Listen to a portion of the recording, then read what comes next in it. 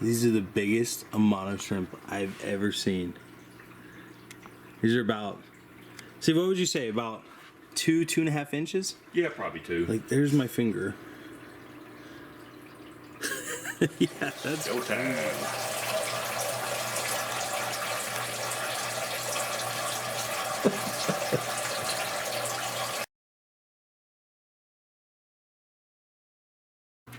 Hey guys, this is Rob with flipaquatics.com, and today we are in Missouri visiting Steve over here. There's Steve. We're gonna check out his fish room and see what he keeps. He has like 14 tanks? Yeah. 14 tanks. They're mostly all display tanks. He keeps them really clean, so I truly believe you guys are gonna enjoy today's fish room tour. These are the biggest amount of shrimp I've ever seen. These are about, see, what would you say, about 2.5 inches? Yeah, probably 2. Like, there's my finger. Yeah, that's crazy. So what's the story behind this tank, Steve? It's gone through a couple iterations. It was a Tanganyikan tank at one time. I had a big plant tank downstairs, and then when I replaced the carpet, I had to take this down and move it. And when I set it back up, I moved these guys upstairs and went back to Africans downstairs. So you do a lot with Africans?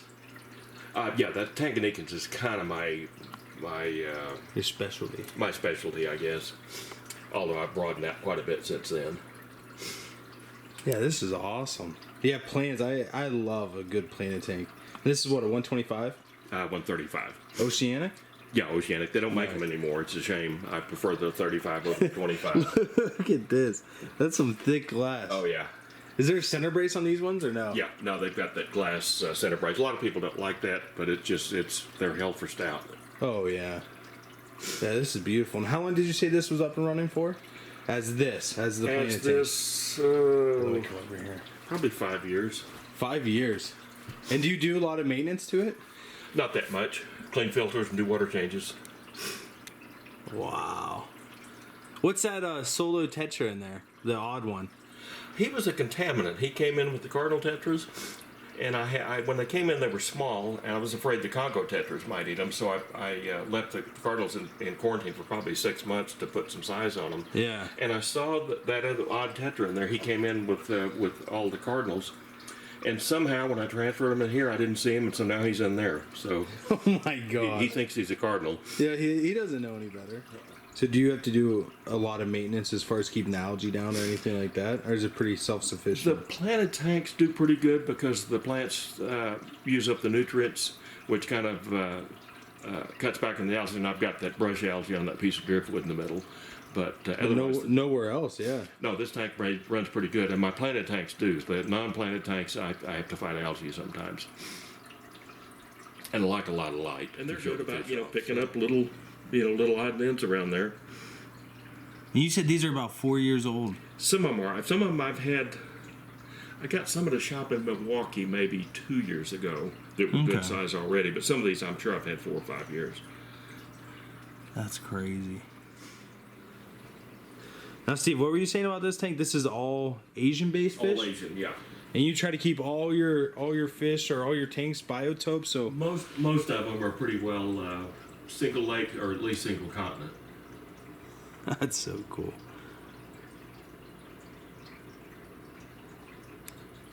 And would you say those loaches were? Pandagaras. Pandagaras. Yeah, they're beautiful. They're not real active right now. Sometimes they're always jumping around. They're really kind of playful. It's still early.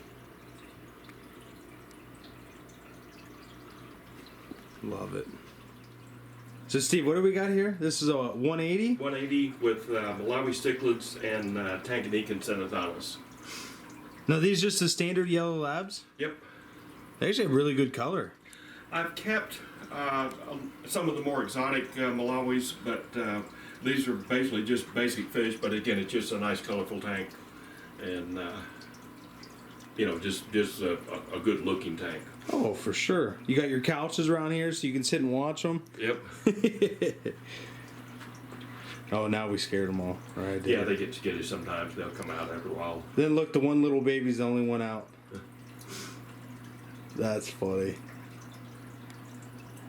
And what kind of substrate is that? I like the look of it. That's the Carib Sea African cichlid sand. It's a little pricey, but gravel didn't wear out. So it's definitely worth it. I think so, and it ends up at $1 a pound, and there's probably 150 pounds in there. So it definitely gets up there in price. But it's what I like about it. It helps buffer the water. It helps keep the pH and the hardness keeps it up. So that's why I like that. And it's a little finer than the regular. I use natural gravel in most of my neutral tanks, but I don't do this in the African tanks. Do you do any bare bottom tanks or mostly all I've got everything's decorated. Is it? I used to breed a lot, and now I'm just content just to have display tanks, and if they have to breed, that's on them. Yeah.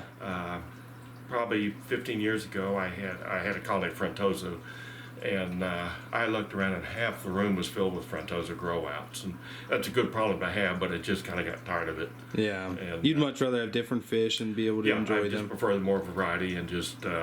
And it's a lot less work, trying to throw females and separate the different sized juveniles and grow them out. It just seems to be it's more of a pain. And I mean it was lucrative, but it just more effort than I wanted to put into it. Gelidochromos transcriptus, another Tanganyikan. There's quite a few of them in there. They just kind of hang out in the caves. So they must be breeding in here because there's some small ones. Oh yeah, I probably started with half a dozen. There's probably 40 in there now of various sizes. Wow. And these ones, do they take care of their young, or will they eat their young every once in a while? They don't really take. They'll guard them. They'll guard the eggs and maybe the wigglers, but they ignore the babies. So they're really good about that, where they don't try to eat their own offspring. Now, is there any secret to breeding these guys, or just having a bunch of little caves? Like I see right here, you got whatever those are called, the pleco cave / Yeah, rocks. a few little huts. Usually they just like finding an obscure place on the rocks to breed. And one thing about them, they do not like disruptions. So if I wanted to take variety there, I'd have to pull all the rocks out to catch them. And if you take the rocks out and rearrange them, they'll probably quit breeding for several months. Oh, okay. So they like things staying consistent. Yeah, they like stability. Now, some people will glue all the rocks together, so when they take them out, they all go back in the same spot, and they can kind of trick them into thinking they haven't been disturbed as much. That's interesting. That tends to work? I guess. I mean, I've heard stories of that, but basically I just, let them go. I really like the way the algae looks on the rocks in here. Yeah, and that's kind of a natural mold that occurs in the lake, where they can kind of browse on that little microcrustaceans. Yeah, I think that's beautiful. Now, how many tanks do you have total? 14. Wow. I like it. I like how you got all the wood cabinets and everything. Yeah, I don't have tanks below the knees. It's too hard bending over. Yeah, I agree with you there. I like the pet stores, put the goldfish on the bottom so I don't have to get down and look at them. Oh, another beautifully painted tank. Is that the subwasser tang or Süßwasser tang? Yeah, whatever they call it. Yeah, we'll go with subwasser tang. It's easier. And you even got some shrimp in here. Yeah, I had more. I got behind on water changes, and I let the pH slip down to the mid-6s, and that really kind of cut back on them. So I need to be more diligent with them. This is my nano tank. This is your nano tank? Yeah. This is a nice nano tank. This is a big nano tank. Reservoirs and little shrimp and, small stuff, just a lot of them. Now, is this the Harlequin reservoirs? Mm-hmm. Yeah, just regular reservoir heads. And I found just a really nice strain of them. Oh, yeah, they got some amazing color on them. Some of them don't have the good triangles on them. Some of them are just kind of, look a little inbred or something, so. Yeah, they're gorgeous. There's some Penazona barbs, about the same size. Oh, I see. Kind of in the background there. What are they called? Penizoa? Yeah, Penazona 5-stripe barbs. But they're not at all aggressive. They're really equivalent to reservoirs, and that's full size. That's great to see that the shrimp are in here and breeding with the reservoirs. And I think with all the moss, I think the babies are able to hide, and I'm sure some of them get eaten, but they manage okay. Now, this tank had to have been going for a long time because I know subwasser tank grows extremely slow. Well, when it gets its mind on it, it spreads pretty fast. And I'll rip some out of there every now and then just to thin it down. But So is there driftwood underneath this? yeah. No, you can't even see it now. No, it's completely. Well, you can see just a little bit of driftwood on the end here. Beautiful tank. And this is what, is 55? 72 bow front. 72, wow. Beautiful tank. Some of these were fish. I didn't have big enough tanks to keep as a kid, so I went back and started keeping some of them. I am shocked that these black Neos are still in there. I had more, but yeah, they pretty well know how to dart away from the try to big keep out of guys. the way. Because look at this guy. He's gorgeous.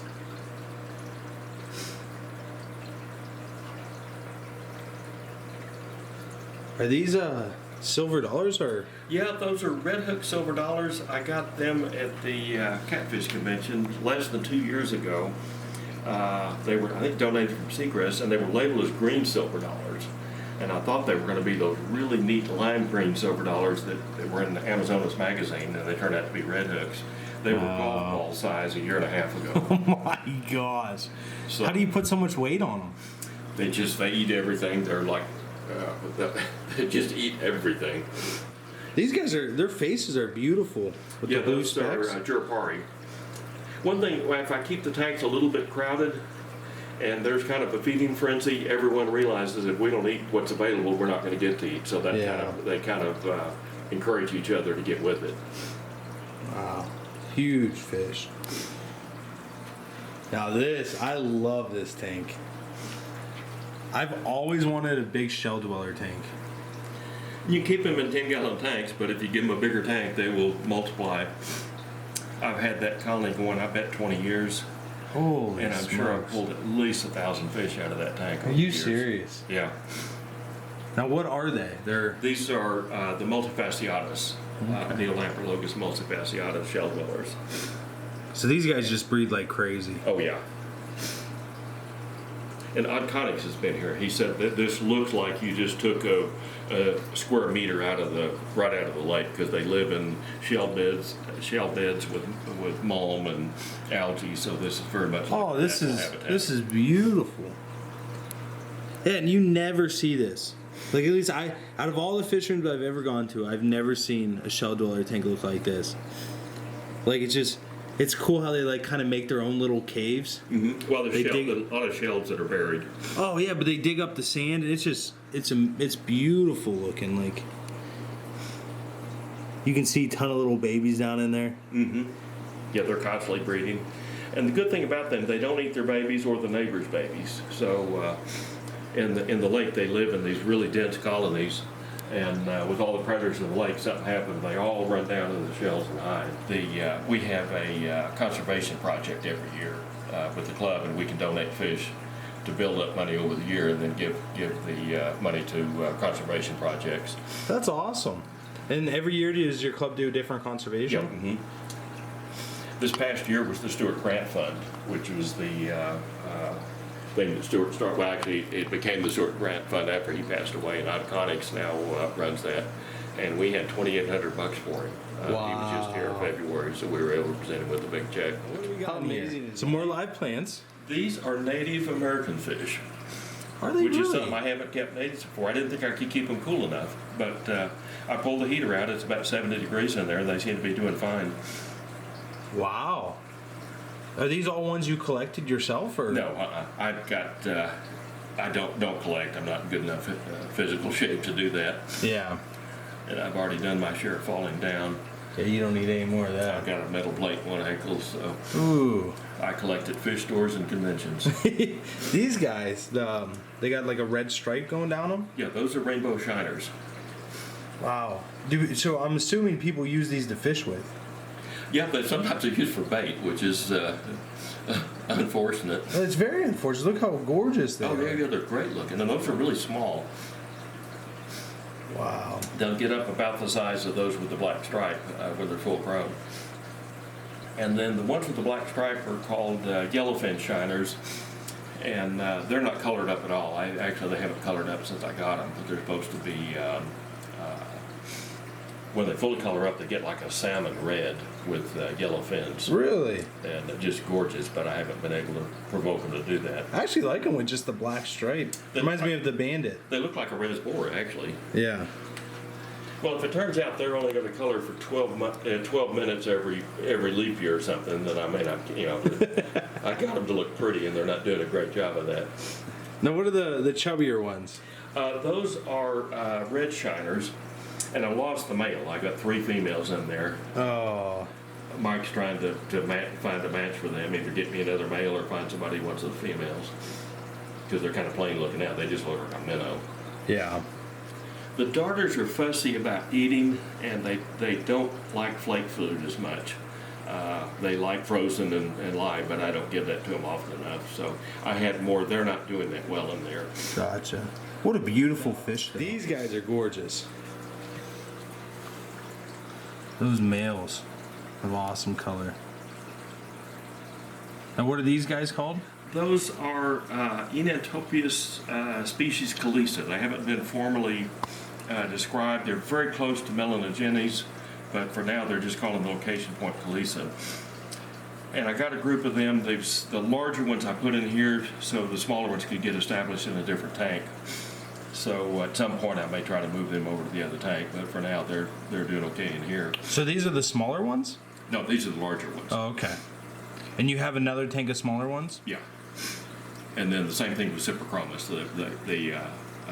That's the ones with the yellow tail. Now, do you breed these ones actually? I know you said you don't breed anymore. I did breed the sips so I could get a colony going in another tank. So I did strip them. And then the catfish, Syndodonus leucopennis, there's a little an offspring up on top of that hut. Yeah. And he was born in the tank. I didn't do anything other than just wait for him to show up. I've got a few offspring in there that they've just bred on their own, but you can see some of the adults. There's an adult. Whoops. Oops, sorry. They hide out in the caves a lot. Now, what's going on with these huts? Because these look like you made them yourself almost. I had Brantley. I designed that and had Brantley Berry of Lico Caves make those for me. Those are pretty cool. And he was the one who came up with the idea of the removable top, so you can look inside there. Those are filled up not quite to the hole with marbles. And the adult catfish get in there, they spin around and lay their eggs, and when they fall down the marbles, they can't eat the eggs. So then they just naturally hatch. Yeah, in a couple of cases, I think they figured out if they spin hard enough, they'll float the eggs up and can eat them. Oh, so you haven't seen as many babies? No, I haven't seen as many recently, so it looked like they broke that code. Man, that one guy even has blue in him, huh? Right on his nose. Well, these are a bunch of fish in here. These are Amicus splendens, one of the endangered Medeids. Wow. And one of the care species. You're breeding a ton of them. Well, yeah, not intentionally.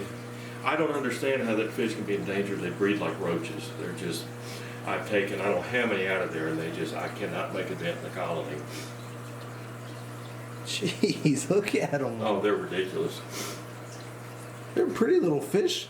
Yeah, so they're not bad looking, but again, I kind of did them in order to keep a care species, one of the endangered ones. And I kind of wish I could pick something else. But holy smokes! Yeah, it looks like a guppy tank. Yeah, it does. It just there's tons of them. What are these little guys? These are Limia perugiae. They're kind of a molly type. The males are nice looking. There's one in the front. You can see the yellow tail and the black kind of right. This guy right here? Yeah. Okay. They're a little skittish. Yeah, they keep scaring all the fish. Yeah, he is pretty. Then the females have a little bit less color, maybe a little black in the fin. Yeah, there's not much to them. Now, where are these guys native to? They're from Dominican Republic. Interesting. And I've got some cories in there that this used to be a quarantine tank, and the Lemmy have kind of taken it over. I've still got some cories that I'm quarantined that'll move to either the nano or the one upstairs. Cories stay pretty well hid. Yeah, they do. What is that called? This is the Tanganyikan valve. Normally, I've tried regular valsinaria and it just doesn't grow in that stark gravel. Yeah. But this was actually apparently a version native to Lake Tanganyika. Now, how did you find that? I just traveling the world. Well, now, Bob Allen out in Utah, I ordered some from him. And it's funny, when I got it, it was long. It goes long in regular water, but it stays short in hard alkaline water.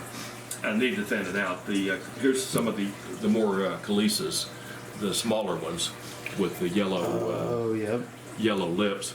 And they dig these little pits in the gravel, so I need to pull out some of these plants to give them a better shot at the more floor space to dig their pits. Okay. And then the yellow-tailed, that's offspring of the ones from the other tank. Is it really? Yeah. You got a bunch in here. That's awesome that they're still breeding. You're really not even trying. Not that much. Again, if people go through a lot of elaborate things to get fish to breed, but really, if you put them in good conditions and leave them alone, they're going to find their way. Yeah. And again, fish are motivated to procreate. I mean, it just they'll do what it takes. Yeah, and some fish take extreme measures, RO water, and some of the really special live foods and a bunch of other stuff. But a lot of them, they'll breed because they want to. Yeah, oh yeah. And you can't force it. You just patience and give them good conditions, feed them okay, and just stand back and wait. I agree 100%. I always say consistency. These guys are cool. What are these ones? The Mudskippers or? Mm-hmm. I'd never kept them before. That's one of the neatest things I've kept ever. I've had these since last fall, and they're absolutely awesome. That is so cool. What motivated you to get them?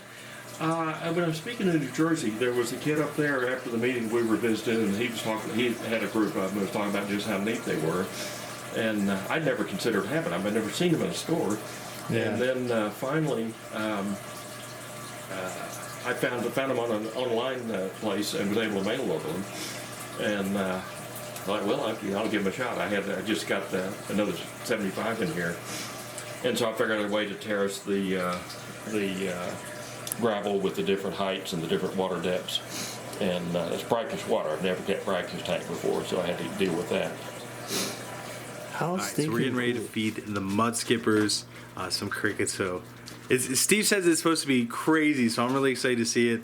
The Mudskippers, I mean, they were bouncing around when we were just shooting video a little bit ago, so it'll be cool to see what they do once there's actually food in the tank. And so you guys stay tuned for that. Gather up. Look at them. It's showtime.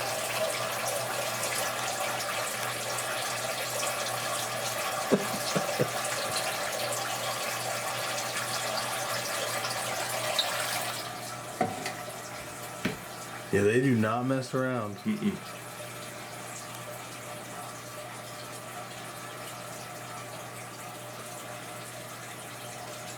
Well, you got some fish in there too. Yeah, I put a couple of the limmy in there just to cycle the tank. And they stay small. They're apparently they don't grow as much in brackish water. Brackish water. Yeah. Now, how particular are they to brackish? They can tolerate wide ranges. They live in coastal areas, so they can apparently live in full salt or full fresh, but brackish is more to their liking. Yeah. So I've made more of an effort to keep it like that. And then they need warmer water. This tank is at 80. The water's 80, and the air has to be 80, and the air has to be very humid. So that's why I've got the spray bar. Gotcha. So do you just keep the water at 80 and naturally that makes the air at 80 degrees as well? Yeah, the tank's sealed up real tight, so it doesn't get much evaporation, and it keeps the heat in. Mudskipper Street. Now, do they ever get up into the completely dry land? Yeah, sometimes they'll crawl around up there. They like to stay wet, but they spend really more time out of water than in the water. And looking at them, you think they ought to be amphibians. Yeah. But they're actually true fish. They don't breathe air. They have gills, and they have little pouches in their cheeks like chipmunks. And when they get out of water, they keep the water there to keep their gills wet, and so they can still breathe out of water like that. Now, what type of plant is this? Is this mangrove? Yeah, mangrove. I found some mangrove shoots online, and oh, cool! Just to be more of their native habitat. Yeah. Now, will these eventually breed in here, or do they need? As far as I know, they've never been bred in captivity. Okay. And apparently, they dig a hole in the mud and build a little tunnel or cavern And so I don't expect them to breed. I don't think anyone's ever done it, and I don't think I've got the right substrate for them anyway. Yeah, you just enjoy them for that. Oh yeah, they're so comical. I have attack in the bathroom. Oh, I love it. Oh, these guys are beautiful. Neolamprologus. What species are they? Culture, usually called daffodils. They're very closely related to the Bishardi.